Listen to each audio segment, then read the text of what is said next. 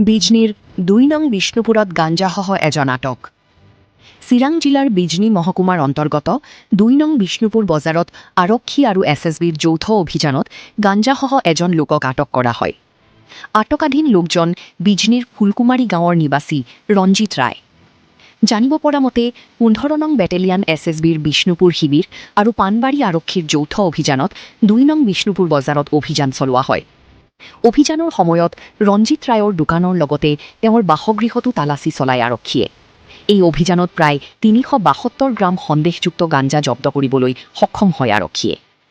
এই অভিযানত পানবাৰী আৰক্ষী থানাৰ ভাৰপ্ৰাপ্ত আৰক্ষী বিষয়া বিনয় মালাকাৰ, উপ আৰক্ষী বিষয়া আনোৱাৰ হুছেইনৰ লগতে এছএছবিৰ জোৱানসকল উপস্থিত আছিল। অভিযোগ অনুসৰি ৰঞ্জিত ৰায়ে ২ নং বিষ্ণুপুৰ বজাৰত দীৰ্ঘদিন ধৰি চাউলৰ দোকান চলোৱাৰ সমান্তৰালভাৱে গাঞ্জাৰ ব্যৱসায় চলাই আহিছিল। আনহাতে ইয়াৰ পূৰ্বেও গাঞ্জা বিক্ৰীৰ অভিযোগত ৰঞ্জিত ৰায়ক গ্ৰেপ্তাৰ কৰা হৈছিল বুলি জানিব পৰা গৈছে।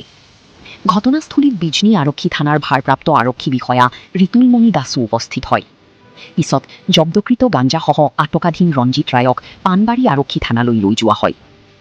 News desk, Bijni first 24।